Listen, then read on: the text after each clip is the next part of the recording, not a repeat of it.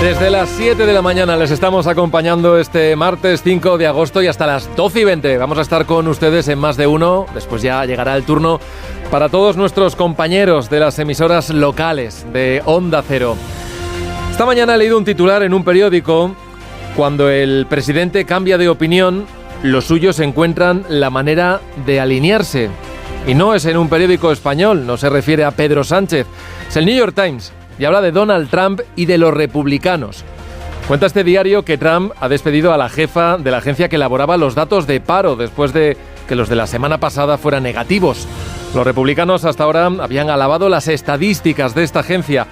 Ahora parece que cierran filas con Trump y sostienen sin ninguna base que, en su opinión, esta oficina manipulaba los datos.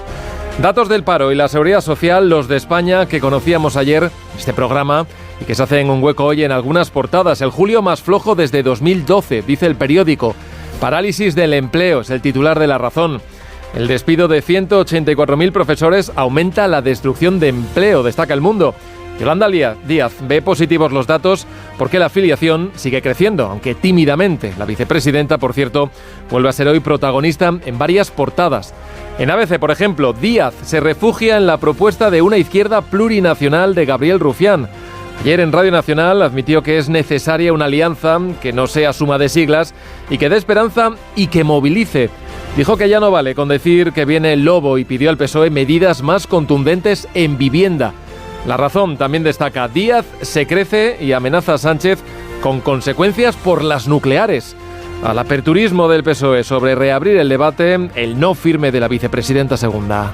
Es que si el PSOE hace esto, estaría vulnerando directamente el acuerdo de gobierno. Y no lo vamos a permitir. La energía nuclear hoy es un elemento disfuncional en el sistema energético español, es absolutamente peligrosa y, desde luego, es carísima.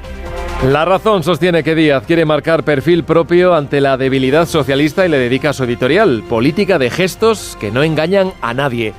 En El Español dicen que Sánchez ignora las amenazas de Yolanda Díaz y se abre a revisar el plan de cierre en las centrales nucleares después de la presión de Junts. Y en El Periódico, que el PP esgrime las encuestas para presionar al gobierno con la prórroga nuclear.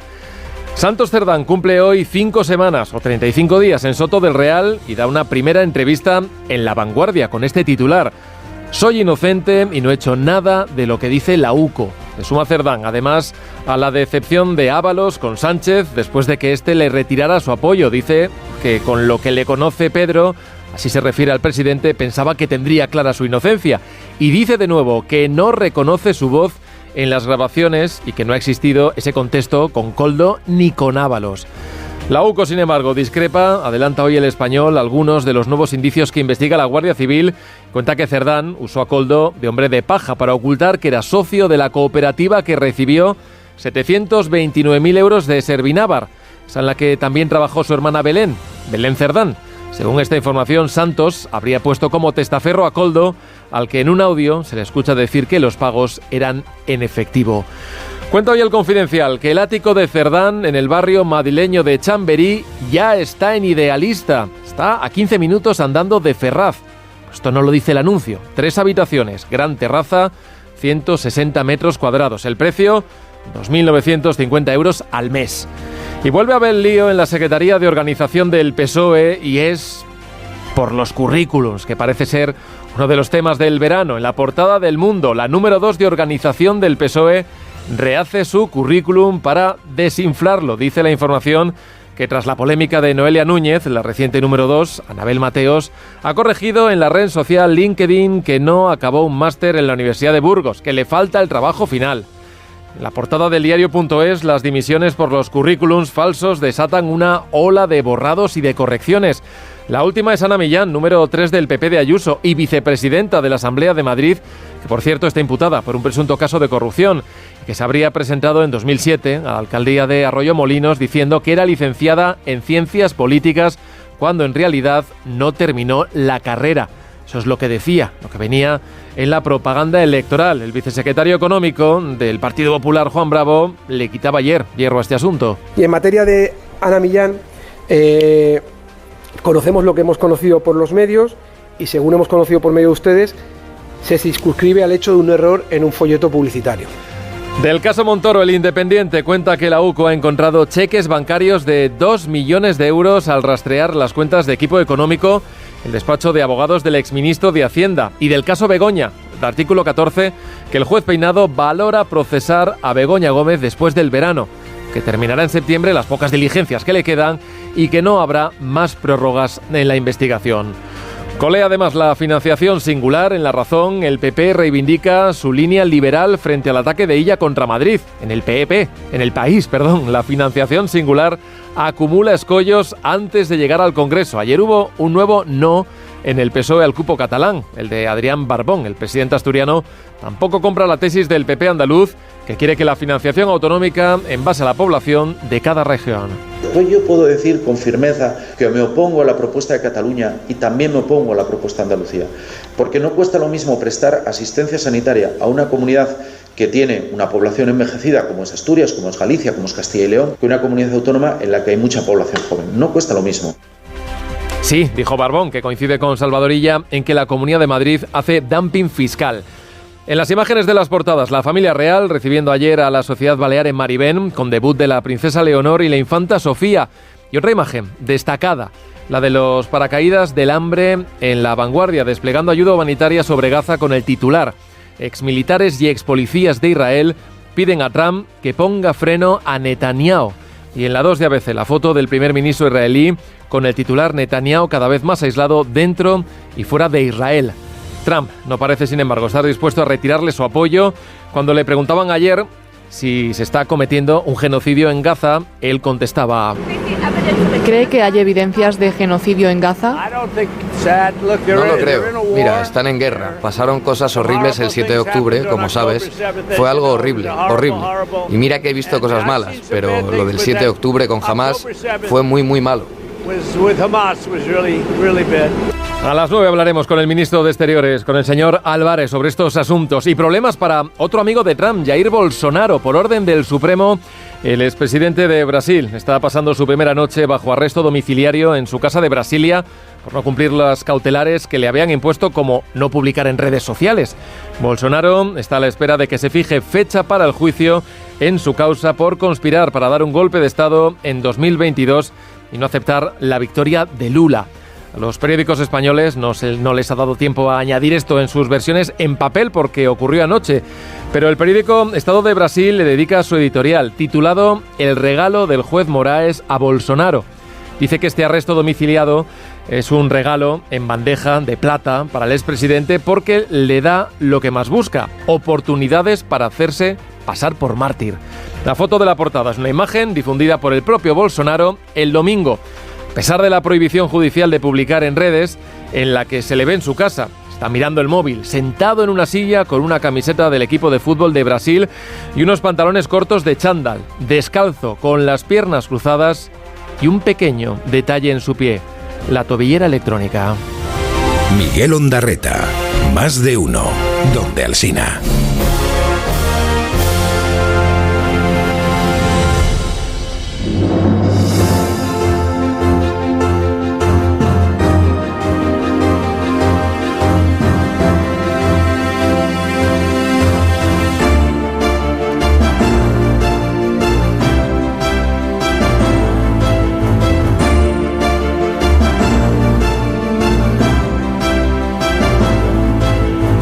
Y 39, 7 y 39 en Canarias, tiempo ya para la tertulia en Más de Uno, hoy con Pablo Pombo. Hola, Pablo. ¿Qué tal? Buenos días. Buenos días.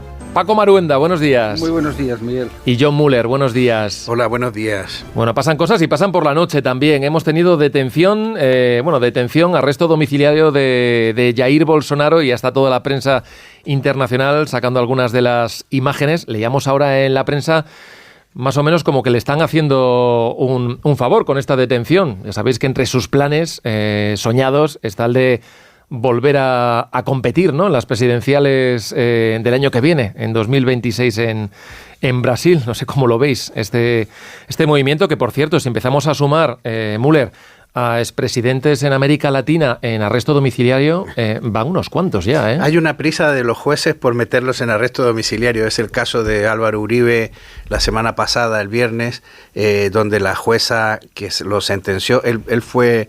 la culpabilidad se conoció el lunes, pero la sentencia tenía que dictar la otra jueza y la dictó el viernes y fue arresto domiciliario por 12 años. O cárcel domiciliaria, detención domiciliaria, prisión domiciliaria, no sé cuál es el término exacto, encarcelamiento no es. Y lo hizo por razones fue una medida ejemplarizadora, dijo la jueza, para que la gente vea que a las personas que han ocupado la alta magistratura del país también se la puede tratar como a un delincuente asesino, ¿no? Porque la gente que comete delitos de sangre normalmente en el sistema colombiano, como en la mayoría de los sistemas judiciales, pues se le ofrecen determinadas garantías antes de enviarlo a prisión o antes de convertirlo en un reo rematado. Entonces, hay circunstancias en las que se puede mantener a alguien en libertad, ¿no? O en libertad provisional, o bajo palabra, o vigilada. Y ahora ha pasado con Bolsonaro. Hay una cierta prisa por... Aquí el tema en Brasil está profundamente distorsionado por la presencia y la acción de Trump.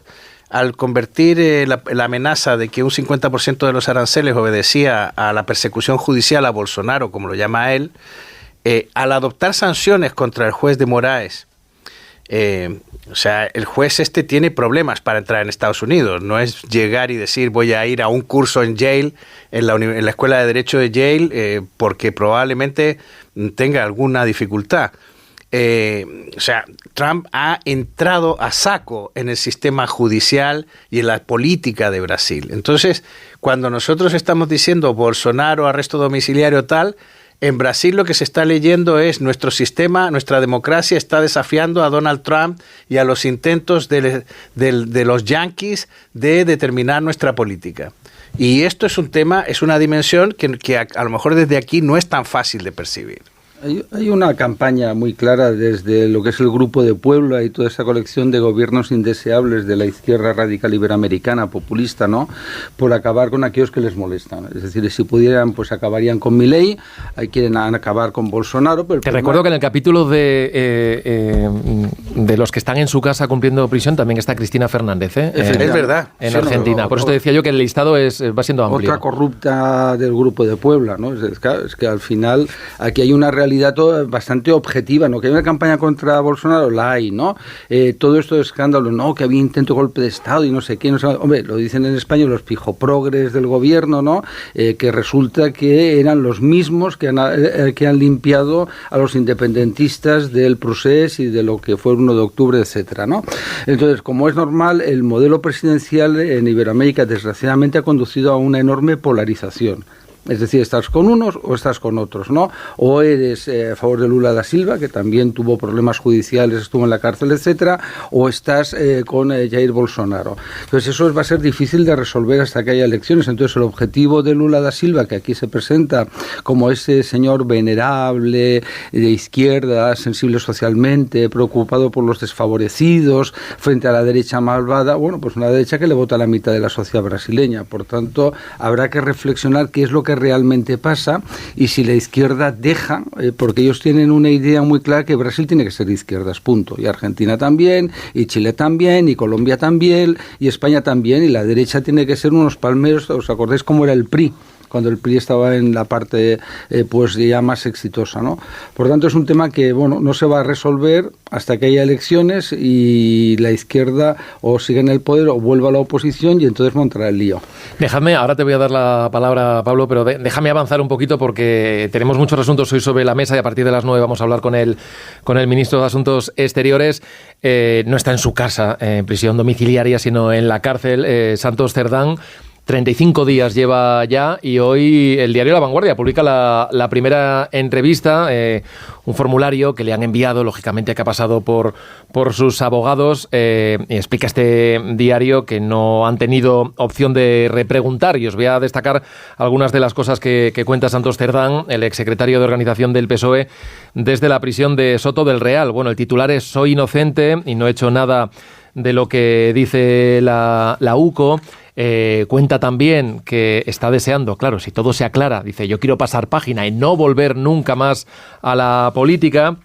Insiste en que no se reconoce en las conversaciones ni ha existido ese contexto con Koldo ni Ábalos, este contexto de hablar tantas veces del dinero, de los pagos. En concreto habla de la trama navarra, dice que las obras de las que habla la causa son de un periodo en el que el Partido Socialista de Navarra no estaba en el poder. Hay detalles también que hablan de, bueno, pues de lo que es su vida, ¿no? En prisión desde hace 5 semanas. Dice que todo se resume en la monotonía del día a día, en celda, ejercicio y en patio. Y sobre la actitud de Sánchez, dice que bueno, que las valoraciones las juzgará el tiempo. Dice que con lo que me conoce pensé que lo tendría absolutamente claro.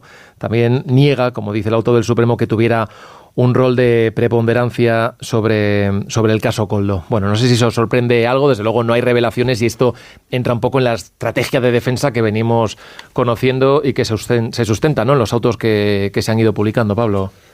Bueno, primero, porque este medio, porque es el medio que han elegido sus abogados, es el que le han señalado. Es así. ¿Y por qué este mensaje? Bueno, porque es el que le han marcado también sus abogados. Es curioso el efecto contagio que ha generado el nacionalismo catalán en el universo sanchista, ¿no? Comenzaron por comprar todas las tesis destituyentes, primero con Pablo Iglesias y posteriormente ya con los indepes, y han terminado, porque ya están en la fase final, están en la fase terminal, y han terminado calcando su estrategia de defensa en los tribunales. Porque el argumento básicamente es el mismo, es el argumento populista de la conspiración y de que el Estado quiere acabar con nosotros, buscando desde luego la nulidad. A esto hemos llegado, hemos llegado al punto en el que estamos viendo al número 2, hasta hace nada de tiempo, del Partido Socialista, empleando la misma defensa, la misma línea de defensa que los golpistas. A esto hemos llegado. Bueno, realmente no hay que sorprenderse. Tú decías 2 preguntas muy interesantes, ¿no? Y entonces ellos han elegido lógicamente el medio, pues todo el mundo hubiéramos publicado una entrevista con cuestionario. Claro, el cuestionario además lo haces con tu abogado, ¿no? Es decir, no, yo estoy en contra, pero no es una crítica a la vanguardia, ¿eh? Que si yo lo hubiera publicado, que quede claro, obviamente, ¿no? Digo, pero es verdad que a mí no me gustan los cuestionarios, porque es que primero no hay esa frescura cuando tú preguntas y repreguntas, como es lógico, y luego pues quien lo contesta normalmente es el abogado. Es decir, el abogado es el que escoge el bolígrafo y va poniendo el ordenador, ¿no?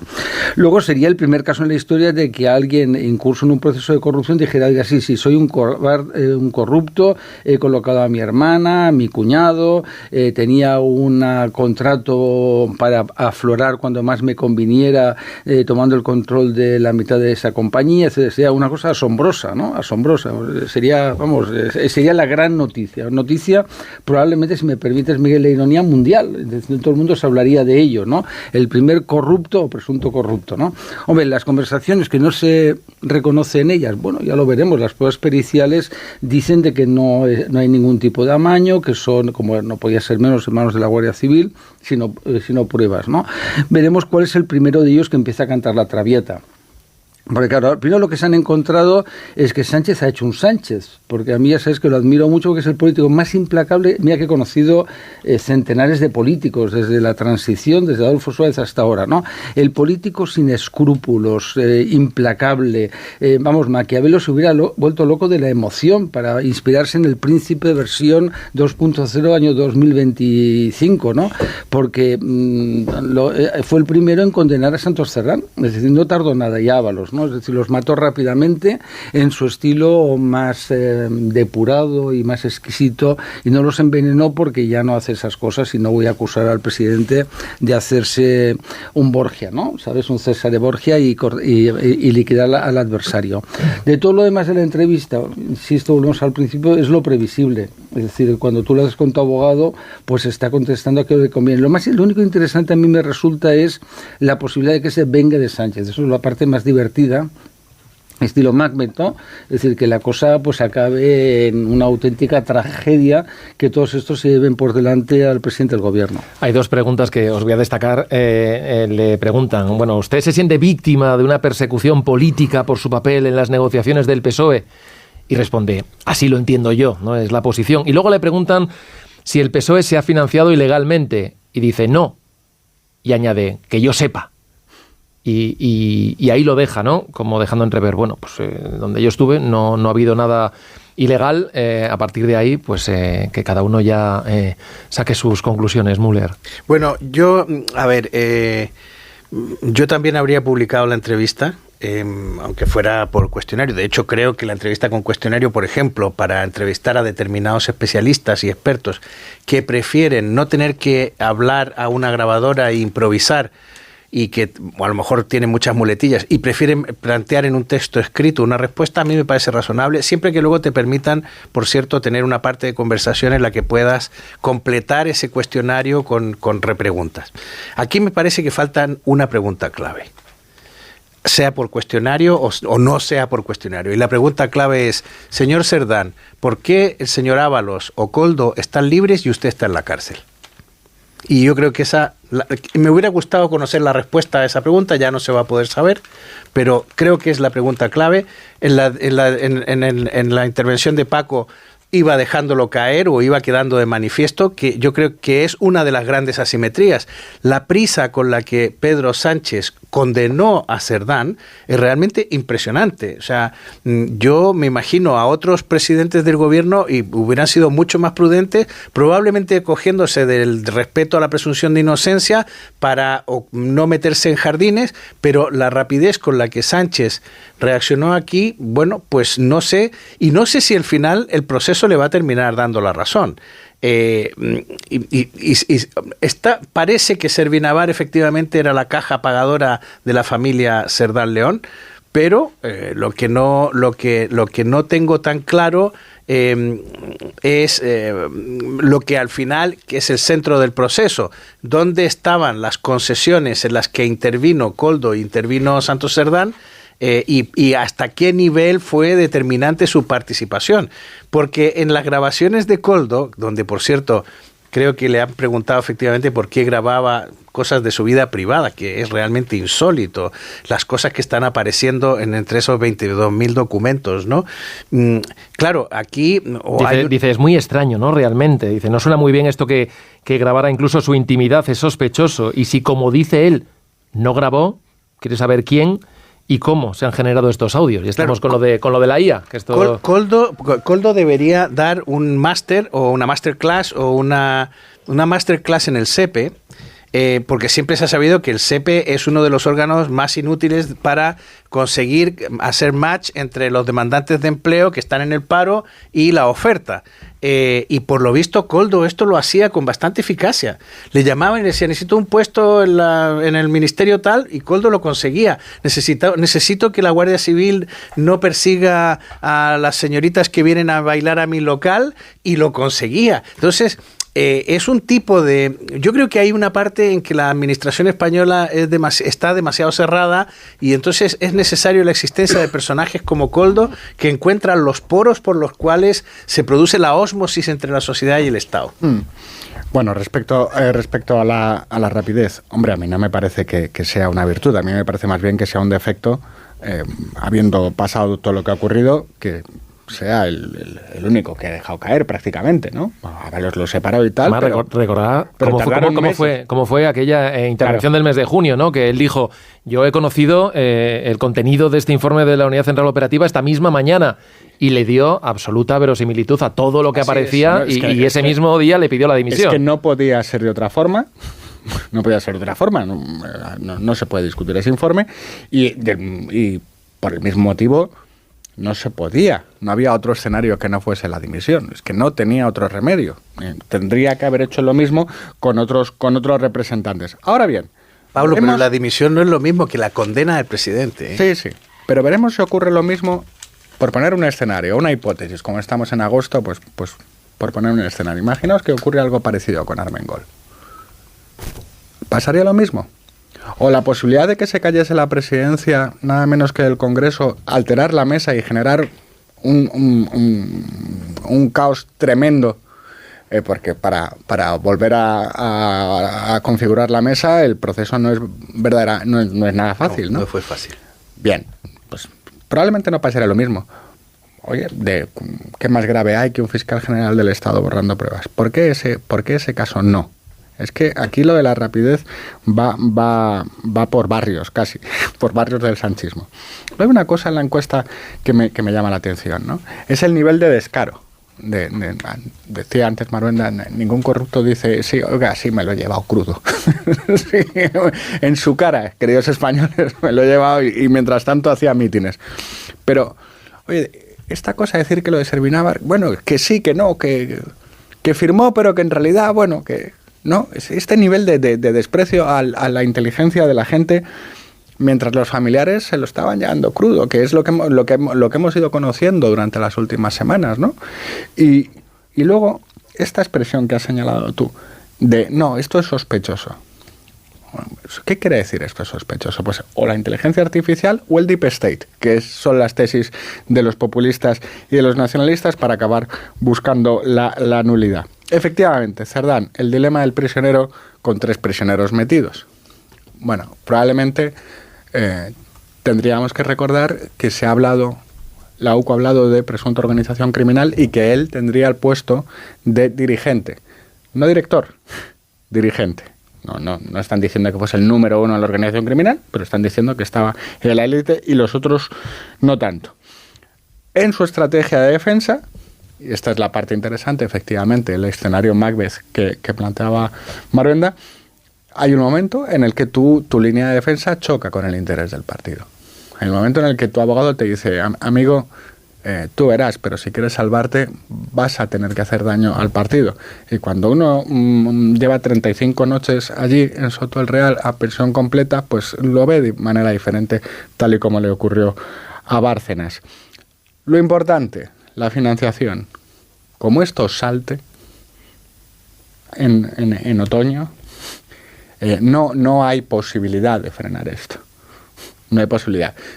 Bueno, Sánchez era de Sánchez, yo sé tu buen corazón, pero mira, es lo mismo que ha pasado con el lío de los currículums, que yo me parto de la risa. Ahora, ¿no? Sí. Porque ahora todos hacen arqueología. Luego lo comentaremos, sí, porque hay un estrés importante en los partidos. Pues se ha ido de la mano, ¿no? Luego, además es un tema profundo y muy interesante, pero quiero, antes de entrar en tema en profundidad, hacer una analogía. Claro, estaban muy contentos, yo liquido una pieza, tú liquidas otra pieza, ¿no? Y ahora, claro, hay que empezar a liquidar, claro, si tú sigues esa nueva teoría de todo el que ha maquillado, pues van a caer 50 o 60. Son los juegos del hambre. Claro, es decir, es que ahora caen un montón, porque aquí ha habido pues mucha gente, hay unos casos ridículos, ¿no? Lo de Mazón, que decía que era abogado, porque es verdad que cuando haces derecho había gente que no se colegiaba, pero decía que era abogado, pero porque era una colegiación automática, es decir, no había un máster habilitante, o la diferencia esa horrible, que lo digo en mi artículo, de grado, ¿no? Yo me niego, yo soy licenciado, yo no voy a decir esa cosa horrible, grado, ¿no?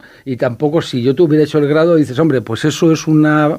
pecado, no. Pues aquí ahora pasa lo mismo. Pablo sacaba un tema muy interesante. Si el informe de la UCO afecta a la presidenta del Congreso, ¿qué hacemos? Porque ahora ya se ha abierto la caja de Pandora, la caja está ahí abierta, y entonces pues habrá que seguir. ¿Qué hará Sánchez? Pues no hará nada, vamos, que nadie se equivoque. Es decir, además, lo mismo que no se ha aplicado a sí mismo con su doctorado. Como el Partido Socialista de milagro. Sí, vamos, es que es una cosa increíble, no van a hacer. Bueno, vamos a hacer una breve pausa enseguida, y además es que...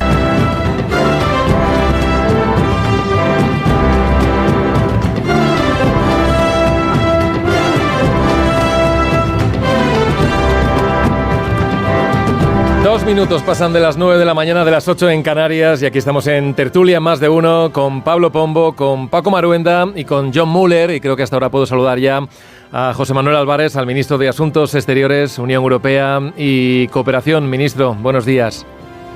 Muy buenos días. Señor ministro, ¿Israel está cometiendo un genocidio en Gaza?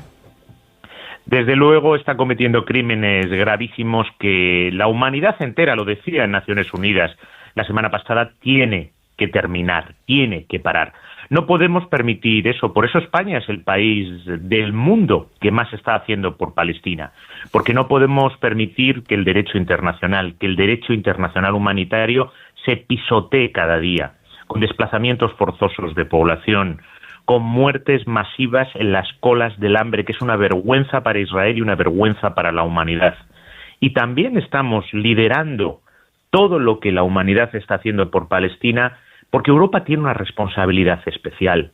Porque esta violación sistemática de los derechos humanos que vemos en Gaza, la violación del derecho internacional, el desconocimiento absoluto de los tribunales internacionales, como las sentencias del Tribunal Internacional de Justicia, todos esos conceptos, todas esas ideas sobre las que reposa la estabilidad y la paz del mundo, son hijos e hijas de Europa.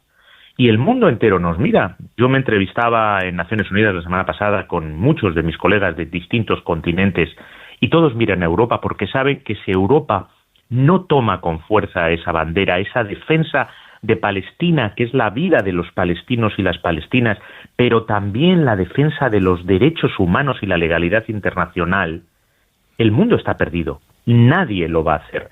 Por eso, tanto bilateralmente como en la mesa de Bruselas, España es el país del mundo, con diferencia, le diría, que más se está haciendo por Palestina en este momento. Pero le preguntaba, ¿qué diferencia hay entre un escenario de genocidio y lo que estamos narrando y describiendo con lo que podemos ver que sucede a diario en la Franja de Gaza?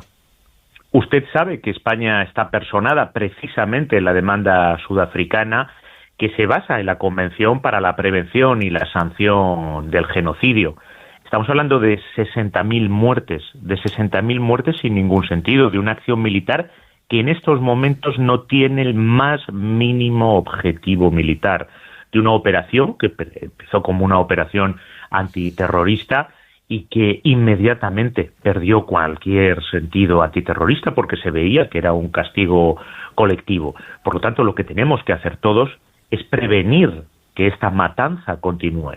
No hay ningún objetivo en estos momentos en las operaciones militares de Israel en Gaza distinto de convertir Gaza en un inmenso cementerio. Lo que estamos conociendo estas últimas horas, y lo están anunciando algunos medios israelíes, es una próxima reunión del Gabinete de Seguridad de Netanyahu, donde se habla de cierta división, de cierta presión, muchísima presión interna, después de, lógicamente, las imágenes terribles que hemos visto este fin de semana de dos de los rehenes que siguen con vida y la presión internacional, de la comunidad internacional, que luego, si quiere, hablamos del papel que está jugando. Pero lo que están contando ahora mismo los medios israelíes es de la posibilidad cada vez más real de que el gobierno israelí lance una operación total de control absoluto de la Franja de Gaza. ¿Esto qué significaría para lo que está ocurriendo allí y para el resto de actores que se está cuestionando mucho el papel que está jugando la comunidad internacional, empezando por no imponer ninguna sanción a Israel? Mire, España rechaza de plano cualquier posibilidad de anexión ilegal, y subrayo ilegal, porque sería ilegal siempre en todo caso, tanto de Gaza como de Cisjordania. De la misma forma que rechazamos de plano todos los asentamientos ilegales de los colonos. También lo hace la Unión Europea, nuevamente, impulsada y liderada por España, que en el documento del encuentro que tuvimos con el ministro de Asuntos Exteriores de Israel ya hace algunos meses, señalamos que nunca reconoceremos una anexión ni de Gaza ni de Cisjordania. Lo decimos nosotros, pero sobre todo volvemos a la legalidad internacional, los tribunales internacionales. Lo dicen las sentencias del Tribunal Internacional de Justicia, que rechazan las anexiones ilegales y califican de ilegales y contrarias al derecho internacional. En muchas ocasiones lo han hecho los asentamientos ilegales en Cisjordania, que no nos olvidemos, son también un ataque directo a la solución de los estados. Y por eso España está sancionando y va a seguir incrementando esa lista de a todos aquellos que quieren imposibilitar la solución de dos estados. Es decir, la existencia de un Estado palestino realista y viable, como pide España, como ha liderado España con su reconocimiento, y cada vez más países se suman a esta nueva oleada de reconocimiento, como recientemente ha anunciado Francia y otros países. La anexión ilegal de Gaza, que de facto se está produciendo, porque el ejército israelí en estos momentos tiene un control absoluto y desplaza de manera forzosa y vergonzosa para Israel a la población civil, otro crimen tremendo según el derecho internacional. El desplazamiento forzoso de población está completamente prohibido. Lo que hace es querer imposibilitar la existencia de un Estado palestino y, por lo tanto, hacer imposible la solución de dos Estados que todos sabemos que es la única solución, la única. No hay alternativa. Y quiero ser muy claro en esto. No hay alternativa a la solución de dos Estados y a la creación de un Estado palestino realista y viable para todos aquellos que queremos la paz y la seguridad para todos en Oriente Medio, también para el pueblo de Israel. Ministro, ¿ha fracasado la Unión Europea en este conflicto, como ocurrió en tiempos pasados con otros conflictos internacionales? La Unión Europea ha hecho demasiado poco, demasiado tarde. Podemos hacer mucho más. España lleva pidiéndolo 2 años. Es cierto que cada vez son más los que se unen a nosotros. Mire el reconocimiento. España lo propuso, se sumó Irlanda, Eslovenia, también Noruega, aunque no es miembro de la Unión Europea, y esa oleada de reconocimiento ahora es seguida por Francia, por el Reino Unido, Luxemburgo, Malta, Portugal, distintos países lo anuncian. Nosotros fuimos los primeros en solicitar sanciones a los colonos israelíes violentos. Al final conseguimos que la Unión Europea también lo hiciera. Estuvimos casi en solitario con Irlanda durante muchos meses pidiendo la suspensión integral, no el programa Horizon, no la parte comercial, todo. El programa Horizon, la parte comercial, la suspensión inmediata de todo el acuerdo de asociación entre la Unión Europea e Israel. Somos el primer socio comercial de Israel. Podemos hacer mucho más. Cada vez son más países los que se suman y yo estoy seguro de que más pronto que tarde conseguiremos esa mayoría que se necesita.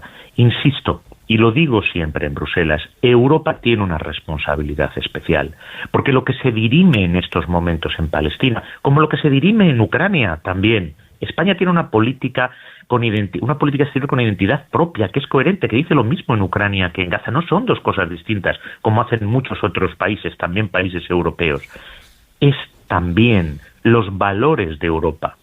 Derechos humanos, igualdad soberana entre los estados, el rechazo de la guerra como forma de resolver conflictos entre pueblos y entre naciones. Todos esos conceptos nacen en Europa. Los tenemos que defender porque es cómo nos hemos construido como sociedad, cómo nos percibimos, cómo nos proyectamos en el mundo. Europa perderá mucho si no los defiende. Y lo que está ocurriendo en Palestina, lo digo para aquellos que consideren que la dignidad de cualquier ser humano, que la dignidad de los palestinos y palestinas no es suficiente para conmoverles, pues que se conmuevan por intereses. Palestina e Israel, todo lo que allí ocurre afecta al Mediterráneo y Europa es también una región mediterránea. Por lo tanto, sí, yo soy de los que creo que Europa está haciendo demasiado poco y demasiado tarde, pero también le digo, España está liderando el que Europa de una vez por todas tome esa responsabilidad en sus manos. ¿Y España cree que ha llegado ya el momento de romper, por ejemplo, ese tratado de asociación con Israel de la Unión Europea? Sin ninguna duda, hace muchos meses hubiéramos tenido que hacerlo. Pero bueno, había quien tenía dudas sobre si había una violación flagrante, cotidiana y constante de los derechos humanos en Gaza. Hace ya un par de meses que tiene la respuesta. No lo digo yo, no lo dice España. Lo dice un informe independiente de la Comisión Europea. Hay una violación flagrante y cotidiana de los derechos humanos en Gaza. El acuerdo de asociación entre Israel y la Unión Europea se basa en un artículo 2 que dice que la relación, lógicamente, solo puede basarse en los derechos humanos. Y si se violan, como ha hecho la Unión Europea en otras situaciones, hay que suspender ese acuerdo de asociación. Pero ¿alguien de verdad cree que uno puede seguir con normalidad como si no estuviera ocurriendo nada en Gaza en nuestra relación con Israel? ¿Que se puede seguir vendiendo armas a Israel en contra de la propia normativa de la Unión Europea e internacional, que dice que ningún Estado debe de vender armas a un teatro en guerra? Pero, por favor, ¿en qué mundo están viviendo quienes piensan de esa manera? Yo, desde luego, Consejo de Asuntos Exteriores tras Consejo de Asuntos Exteriores, tenemos un consejo informal los días 29 y 30 de agosto en Dinamarca, que es la presidencia de turno en Copenhague, y lo volveré a decir y lo volveré a plantear.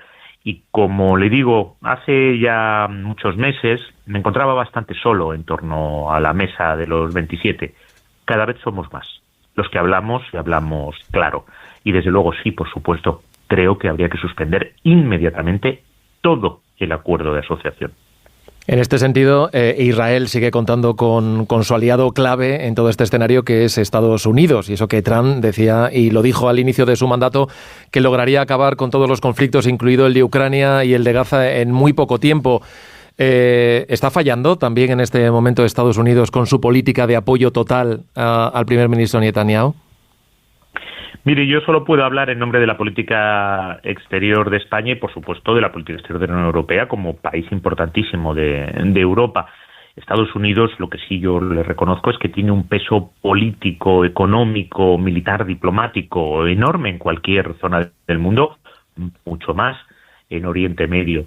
Y igual que los Estados Unidos estuvieron durante mucho tiempo en el centro de esa solución de dos estados, yo estoy seguro que todo aquel que quiere de verdad la paz y la seguridad, insisto, para todos, también para Israel, no nos olvidemos de una cosa: la solución de dos estados implica también, por supuesto, la existencia del Estado de Israel, un Estado que ya existe. Lo que hay que hacer es poner en pie el otro Estado, el Estado de Palestina, que tiene que incluir a Gaza y Cisjordania bajo una única autoridad nacional palestina, conectadas por un corredor para tener continuidad terrestre, con un puerto y una salida al mar en Gaza y con su capital en Jerusalén Este. Pero España, por supuesto, quiere que todos los países árabes que aún no lo han hecho reconozcan también al Estado de Israel.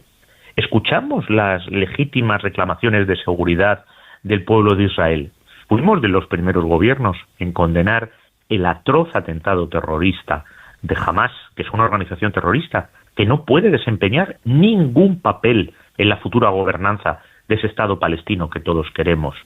Y hace muy poco hemos condenado con toda la dureza las horribles imágenes de los pocos secuestrados israelíes que todavía siguen en vida, y exigimos su liberación inmediata.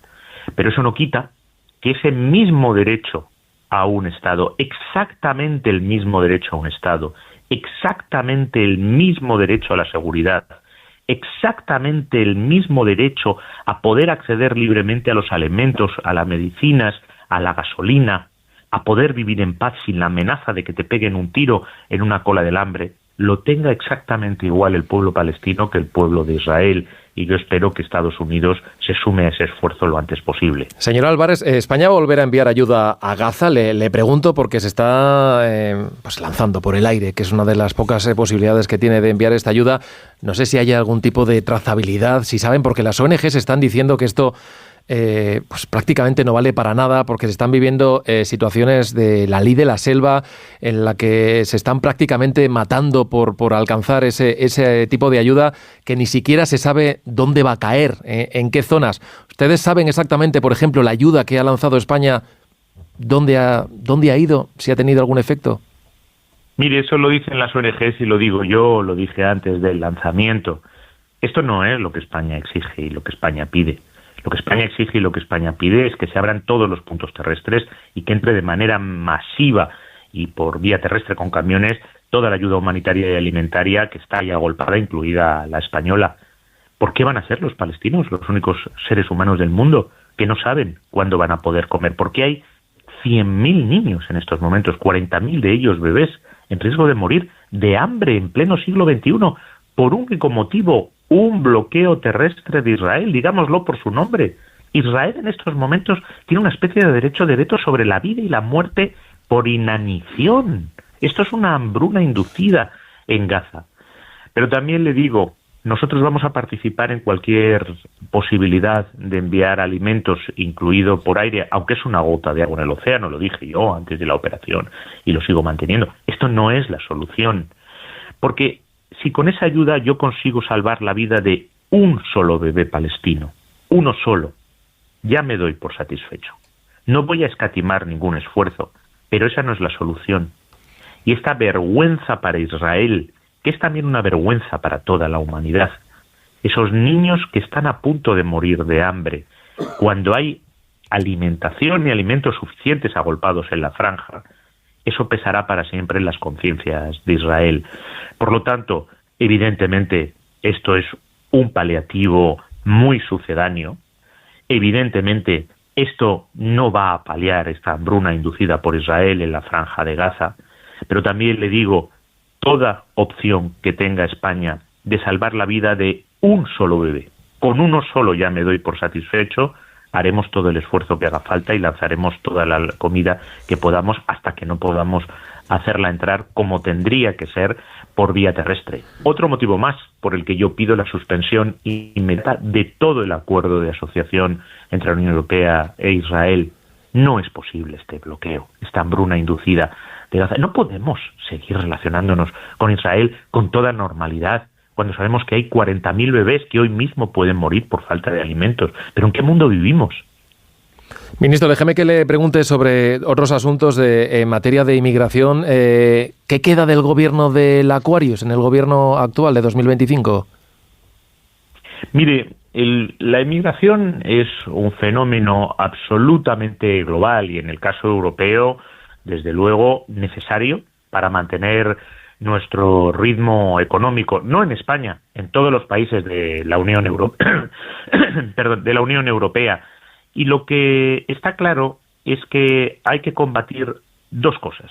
Por un lado, aquellos que trafican con seres humanos, las mafias que trafican con seres humanos y que establecen esos canales de migración irregular, poniendo en riesgo la vida de miles y miles de personas en rutas como la ruta atlántica, por ejemplo, para llegar a Europa, que es la más peligrosa de todas. Pero al mismo tiempo también hay que combatir la mentira y la demagogia. Aquellos que mezclan emigración con emigración regular y con delincuencia. Son tres conceptos distintos. La mayoría de los emigrantes que llegan a nuestro país, la inmensa mayoría, llegan de manera ilegal. Y desde luego es una irresponsabilidad mezclar emigración irregular y delincuencia, como hace Vox y el PP, de manera absolutamente irresponsable y que demuestra, por cierto, que le descalifica absolutamente para gobernar. Con este gobierno, las fronteras de España están completamente seguras. Por eso tenemos las mejores cifras en la lucha contra la inmigración irregular de toda Europa. Ha caído un 30% este año comparado con el pasado, un 40% en la ruta canaria, la más peligrosa. Gracias también a esta extraordinaria relación que tenemos con nuestros socios, Marruecos, Mauritania, Senegal. Por cierto, si aquí gobernara el PP con Vox, muy distinto sería. El PP es claramente un partido antimarroquí. Ya se imagina usted la colaboración que podríamos tener con alguien que está siempre en la confrontación con Marruecos, como es el PP, que es prácticamente una seña de identidad política de ese partido político, confrontar con nuestro vecino con el que tenemos una cooperación. Ministro, perdone que le lucha contra la migración ilegal tan exitosa. Y permíteme otra cosa. Y el tipo de migración que tenemos también nos ha permitido, ayer conocíamos las cifras, un récord histórico de creación de empleo, 22 millones de personas trabajando y el paro en el nivel más bajo desde el año 2007. Así que nosotros hacemos todo eso, por supuesto, con pleno respeto a los derechos humanos y la dignidad del migrante. Le decía, otra cosa sería con el Partido Popular enfrentado a nuestros principales socios en esta materia, especialmente Marruecos, y pisoteando los derechos humanos y la dignidad de los migrantes. Sí, le decía que usted hablaba del Partido Popular con un partido antimarroquí. Luego sabemos lo que pasa con los partidos cuando llegan al gobierno, ¿no? Que, por ejemplo, cambian su política respecto al Sáhara y no acaban de explicarlo. No lo sé, eso se lo tendrá que explicar al señor Feijóo, pero esto va mucho más allá de eso. Eso es un elemento muy importante, pero yo siempre que les veo, ellos confrontan y muy gravemente con nuestros socios principales. Con Marruecos, claramente, y eso todos los españoles saben cuáles serían las relaciones que tendríamos con Marruecos si gobernara el Partido Popular, pero es que han tenido la poca vergüenza de votar contra el primer tratado de nuestra historia de paz y cooperación con nuestro otro vecino, Francia, porque es un partido también claramente antifrancés. Les vemos intentando confrontar con nuestros vecinos, con nuestros amigos. Todo el mundo sabe perfectamente cuál sería la relación de España con Marruecos, con Francia, con los Estados Unidos, con China, con distintos países si gobernara el Partido Popular. Un auténtico desastre. Se lo digo como ministro de Asuntos Exteriores, como diplomático y como ciudadano español. Ministro, las cifras son elocuentes, lo hemos comentado esta mañana, las que maneja el ministro del Interior, de la reducción de las llegadas irregulares, pero de los que están en nuestro país, ¿El gobierno es partidario? ¿Está dispuesto a dar un impulso a esa iniciativa legislativa que estaba varada ahora mismo en el Congreso por falta de voluntad política de todos? Porque hubo un acuerdo para al menos admitirlo a trámite para regularizar a esos 500.000 de inmigrantes que están en situación irregular, al menos los llegados antes de diciembre de 2024. ¿Hay voluntad del gobierno de arreglar esa situación? Mire, ese es un asunto entre los grupos políticos del Parlamento, no es un asunto del Gobierno. Fue un acuerdo entre los grupos políticos y, por lo tanto, serán los distintos grupos políticos en el Congreso los que tendrán que ponerse de acuerdo.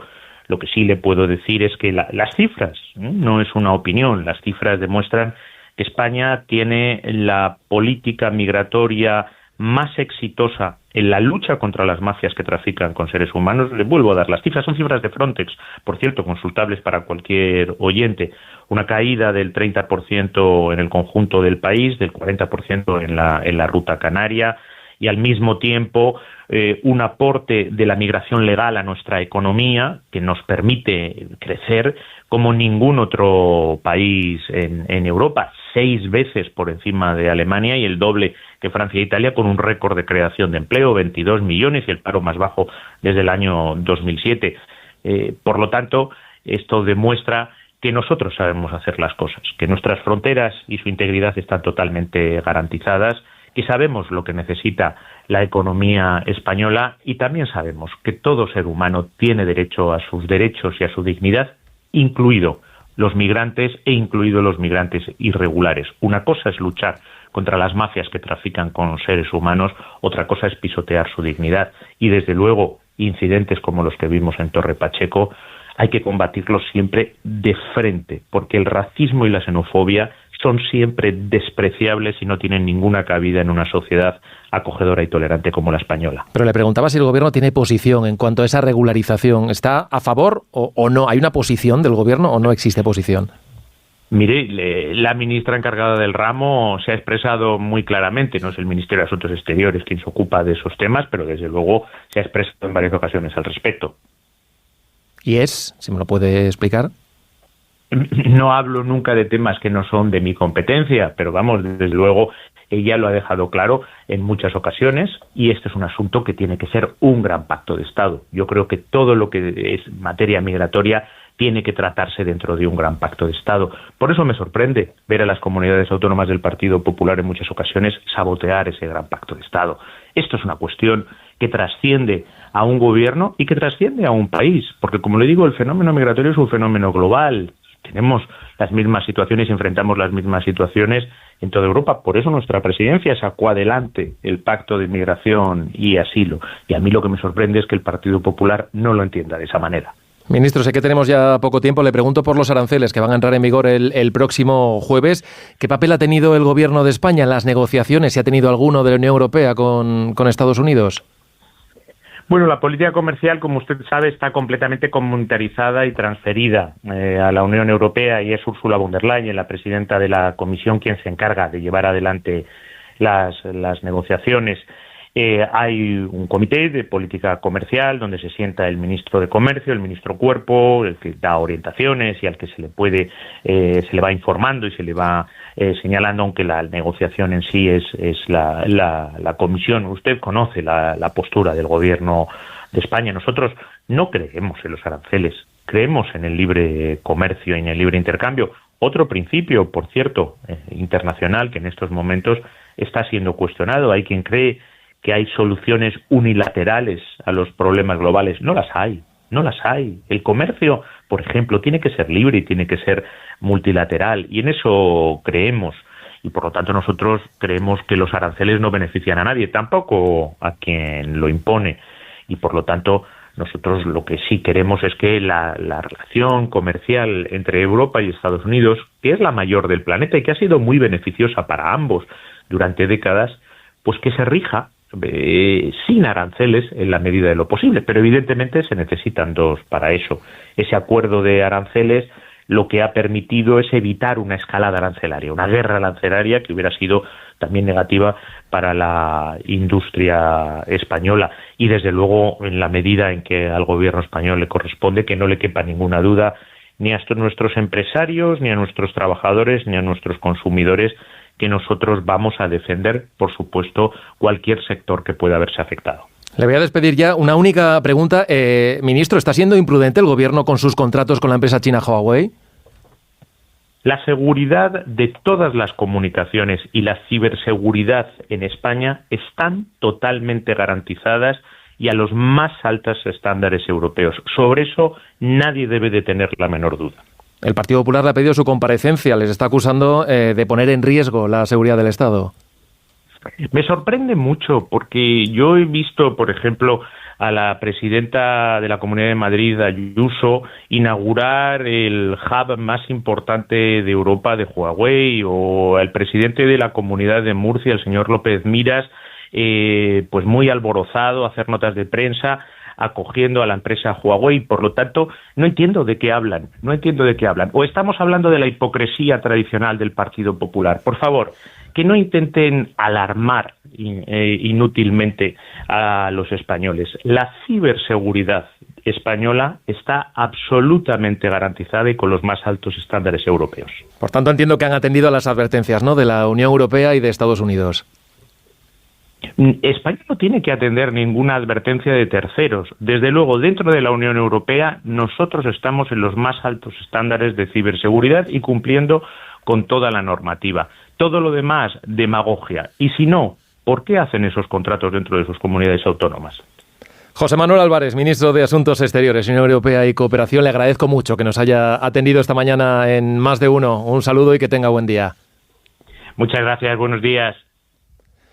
Bueno, y hasta ahí la conversación con el ministro, que os dejo que destaquéis o que os quedéis con la parte que le queréis sacar más puntas sobre los temas que hemos tratado con él, que son muchos, hay tantísimos, ¿no? ¿Sabes? Esto de Huawei, oye, pues si no pasa nada, oye, pues que cree una comisión en el Senado del Partido Popular y que llame a declarar pues a Pepiño Blanco, a todos los lobistas que han participado en ello, que llame a declarar al ministro, como es normal, que he visto que está muy contento, mi buen amigo, de ir a declarar, a explicar, vamos, a informar, porque si no hay nada, oye, hay una ley que se llama de transparencia y buen gobierno, entonces se supone que nadie está haciendo nada incorrecto a la hora de defender a Huawei y esas relaciones con China, porque ahí también venía el tema de Israel. Oye, ¿cómo les gusta atacar al Estado de Israel? Y en cambio, qué buena es la relación con China, que es una gran democracia donde se respetan los derechos humanos, hay elecciones libres, no se persiguen a las minorías. Es decir, es una cosa que me gusta mucho. Yo tengo buena relación con los chinos, no es un tema personal, ¿no? Pero me hace mucha gracia esa visión tan sesgada del conflicto que se está produciendo en Gaza, porque quiero recordar que desde que se proclama legalmente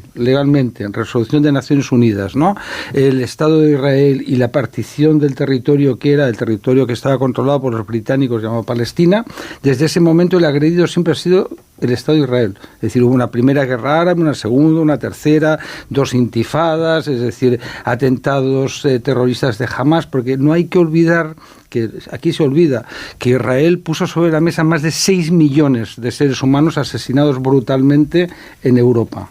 Asesinados brutalmente por la Alemania nazi con colaboración de alemanes, ¿no? Es decir, que eso fue así en campos de exterminio brutales, ¿no? Y que el objetivo de Hitler, apoyado por alemanes, no era solo Hitler, eso es un libro muy famoso, es no solo Hitler, quería asesinar a 11 millones de judíos, ¿no? Por tanto, habrá que intentar acabar con Hamas, porque ese es el objetivo. Hamas es el elemento perturbador en la paz, para la paz en Oriente Medio. Hamas es Irán y es Rusia, porque Rusia no considera que Hamas sea un grupo terrorista. Que pueden haber horrores en la guerra de Gaza, desde luego, pero oye, la guerra de Gaza se acaba en 1 minuto, y es Hamas entregando los rehenes y diciendo que reconocen el derecho del Estado de Israel a vivir, y a partir de ahí, oye, Hamas en su carta fundacional, oye, se puede entrar en internet.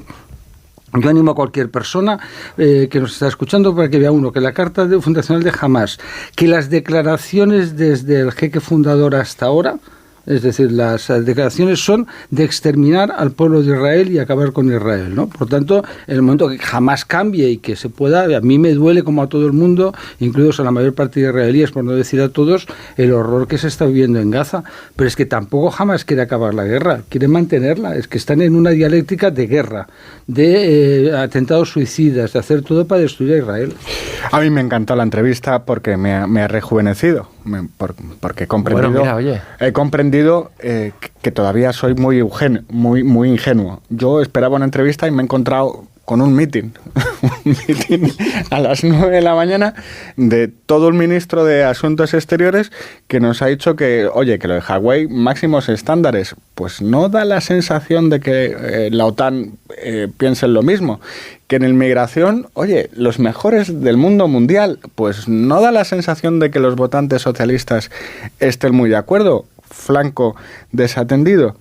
Esa necesidad de propaganda grandilocuente todo el rato. ¿De verdad es necesario decir con lo que está pasando textualmente? Es que lo ha dicho 2 veces. España es el país del mundo que más está haciendo por Palestina. ¿De verdad es necesario decir esto? ¿Seguro que es así? Bueno, quizás nos sobraría que el gobierno de España fuese un poquito más exigente respecto a la desmilitarización de Hamás. ¿Por qué digo esto? Porque los países de la Liga Árabe, la semana pasada, afirmaron textualmente: Hamás debe poner fin a su dominio en Gaza y entregar las armas a la autoridad palestina. Esto lo están diciendo los países árabes. Es verdad que esto lo ha firmado la Unión Europea en su conjunto. Pero ¿por qué hay que ser tan duro con Israel y no se puede decir nada contra Palestina, que es una organización terrorista, que lleva gobernando 20 años sin elecciones, que masacra la igualdad? ¿Por qué unos bebés son más importantes que otros? ¿Por qué nos tenemos que callar cuando las armas se ponen debajo de los hospitales en Gaza? ¿Por qué? Y luego la otra cuestión. Oye, esto de presumir tanto, ¿no? ¿De verdad es adecuado presumir en el momento de máximo desprestigio de la imagen internacional española? Venimos de ver al presidente del gobierno completamente aislado en una cumbre de la OTAN. La Unión Europea ha perdido la credibilidad. Hemos tenido crisis diplomáticas con Argentina, un país hermano. La estamos teniendo ahora con Israel. Oye, ¿de verdad es acertado e inteligente tener una crisis con Israel? No estoy diciendo que no haya que ser exigentes. La posición española, que es una potencia media, ahora menguante después de esta década, siempre ha sido intermediación en Oriente Medio, siempre. Con esta estrategia, o con este rollo mitinero, con perdón por la expresión, lo que haces es quebrar lo que era tu fortaleza, que es la capacidad de mediación. Luego está la cuestión de la seguridad, porque Israel, hombre, algo de esto sabe. Luego está la cuestión militar y económica, algo de esto saben. Pero, oye, la capacidad de mediación es una política de Estado en nuestro país, en Oriente Medio, que se ha triturado. Se ha triturado nada más que para dar gusto a la izquierda y, por cierto, para no ser suficientemente duros con el crecimiento frente al antisemitismo que está viendo en nuestro país. Müller. A mí me parece que hay puntos donde el ministro, sobre todo en Oriente Medio, ha sido vago. Ha dejado caer con la boca pequeña que jamás no tiene que tener ningún papel en el futuro de la autonomía palestina. A mí me gustaría saber qué quiere decir con eso. Si es lo que patrocinan los países árabes que le piden que entregue las armas y se rinda ante la Autoridad Nacional Palestina, o qué. Porque la política de reconocimiento, ¿a dónde nos conduce la política de reconocimiento de la que el ministro se ha apropiado, ¿no? Y ha dicho que España ha sido la que ha conducido al resto de los países del mundo a esta política del reconocimiento?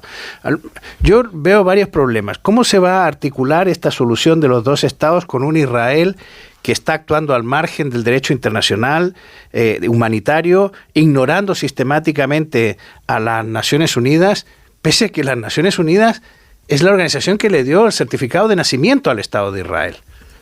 Y esa paradoja, pregunta, drama que planteo con esa cuestión tiene una segunda parte, y es que cualquier Estado palestino que sea reconocido, automáticamente estamos hablando de un Estado palestino dividido, no solo dividido territorialmente porque entre ellos está Israel, sino que dividido porque en un sitio está Hamás y en el otro está está Fatah, la Autoridad Nacional Palestina, con lo cual cualquier Estado palestino que mañana reconozcamos va a estar inmediatamente al borde de una guerra civil. Creo que Álvarez, siendo un diplomático experimentado y avesado, pues ni siquiera se ha planteado esta cuestión, o por lo menos no nos lo ha hecho ver, o no sabemos si tiene soluciones para eso, o si está arbitrando algún tipo de política. No puede ser que con la boca pequeña digamos, no, Hamás no tiene ningún futuro en esto. ¿Qué estamos haciendo para que Hamás no tenga ningún futuro en este escenario que el ministro quiere patrocinar?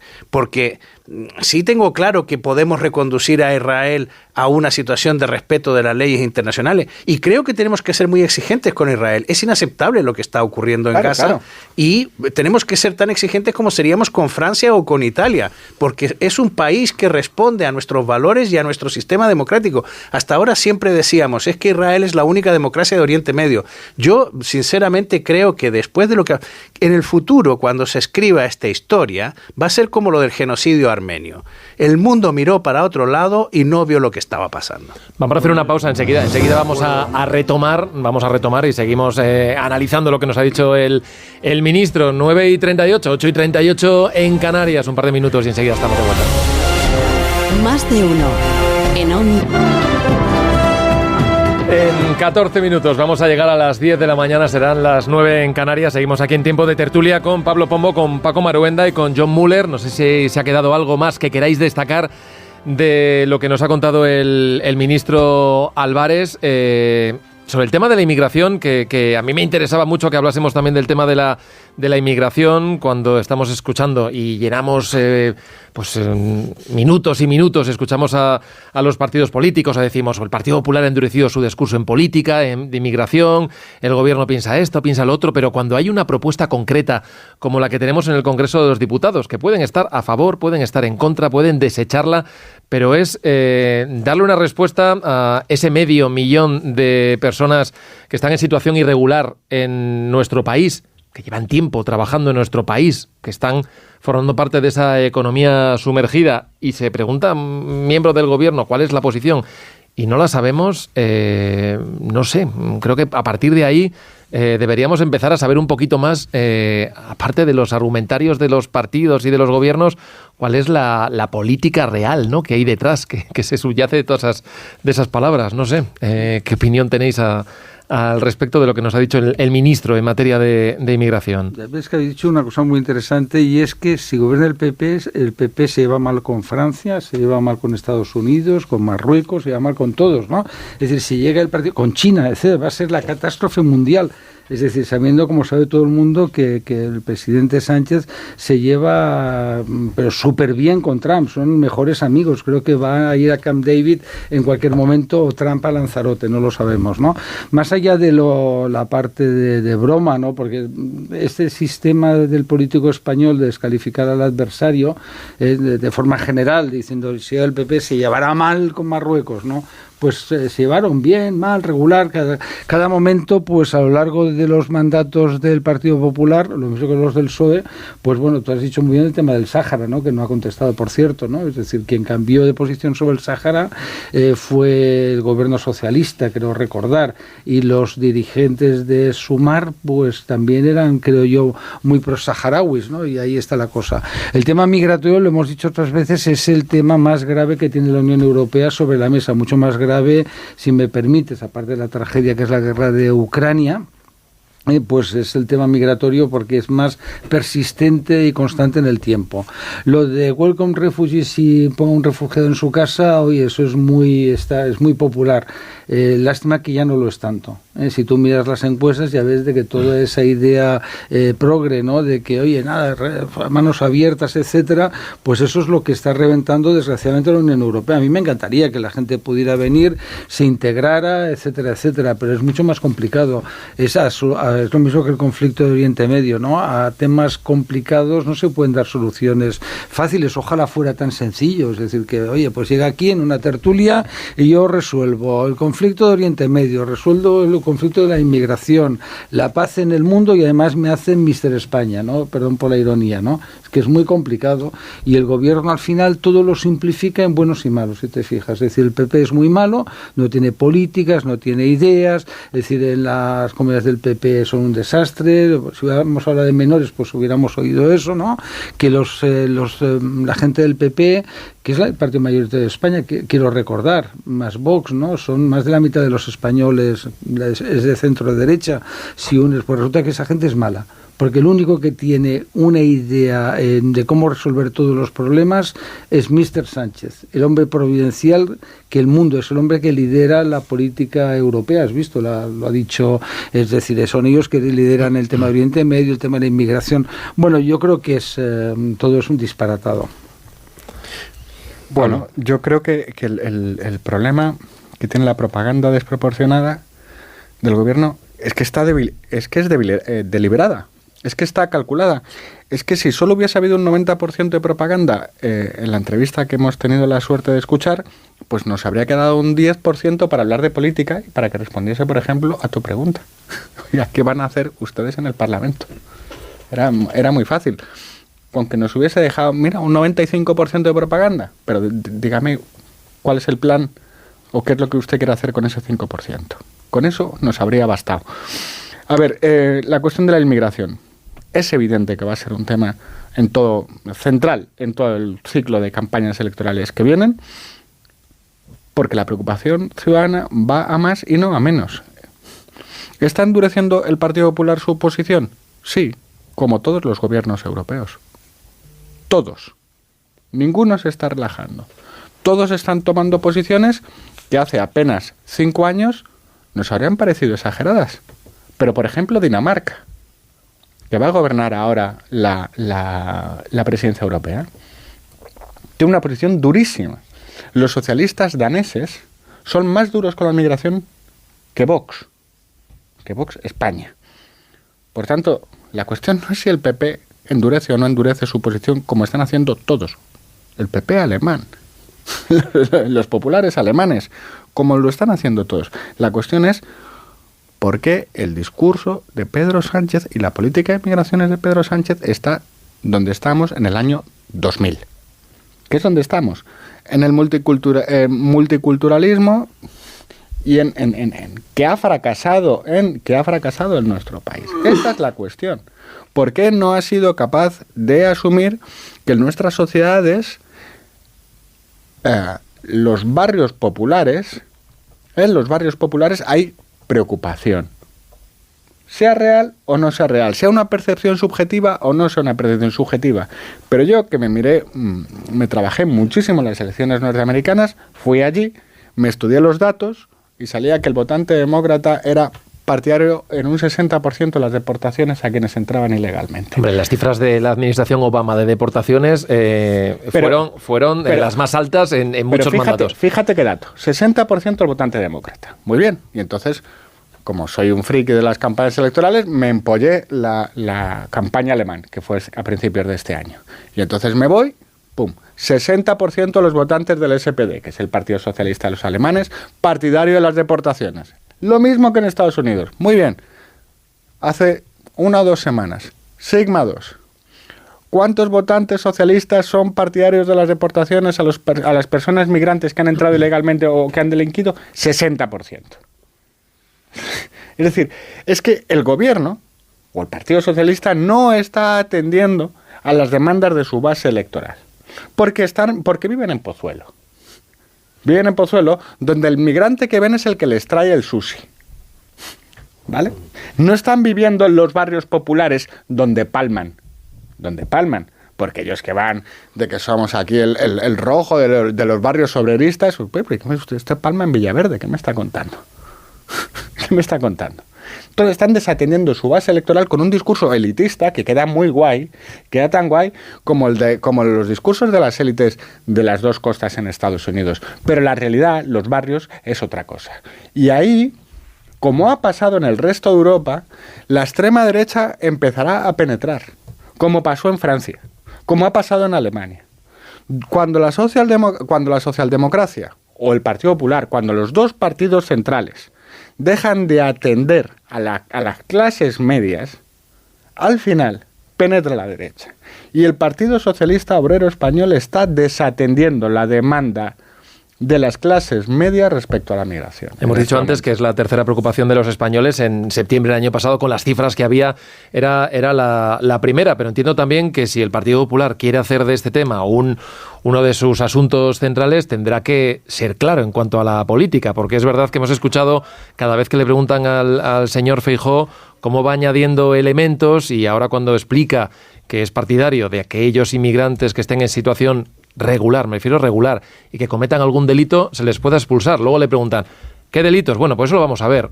Hace falta un poco también madurez en cuanto a las propuestas por parte de todos, Müller. Bueno, ahí yo creo que el PP ha mostrado que sobre improvisación, no lo sé. Vamos a ver, en la última convención yo creo que ha quedado claro dónde van a ir, y es que básicamente el PP se ha dado cuenta que el problema de la inmigración es el término ilegal, y que lo que quieren es una inmigración legal y ordenada. Y el término ilegal es uno de los elementos que efectivamente, incluso entre los socialistas, representa rechazo, salvo Izquierda Unida, que le da ninguna importancia a lo de inmigración ilegal. El resto sí entiende que una persona que ha entrado ilegalmente a este país y a esta sociedad, pues está mandando un indicio claro de que a lo mejor no va a respetar el resto de las reglas. Y entonces ahí entramos en el terreno abonado a la demagogia. Porque Feijóo tiene razón cuando dice que queremos que la gente venga legalmente y que además se integre en la sociedad. Pero vamos a ver la parte de que venga legalmente. España durante años, y el Partido Socialista ha sido uno de los principales apoyos de esta política, España durante años no tuvo un problema de inmigración. Cuando yo llegué a vivir a este país en el año 89, los residentes nacidos en el extranjero eran más o menos del 2%. Hoy casi estamos en el 26% en determinados segmentos de edad de España, entre los 35 y los 50 años. Pero ahora mismo los nacidos en el extranjero en España son el 18% de la población. Con lo cual, y es lógico que en muchos barrios se empieza a notar el problema. ¿Por qué? Porque lo que no dice Álvarez es que lo que estamos importando son pobres. España es el país súper atractivo para los pobres de Iberoamérica y de África. ¿Y por qué el 70% de los nuevos empleos creados en la época de Pedro Sánchez han ido a inmigrantes? Pues porque llegan por abajo en la escala social.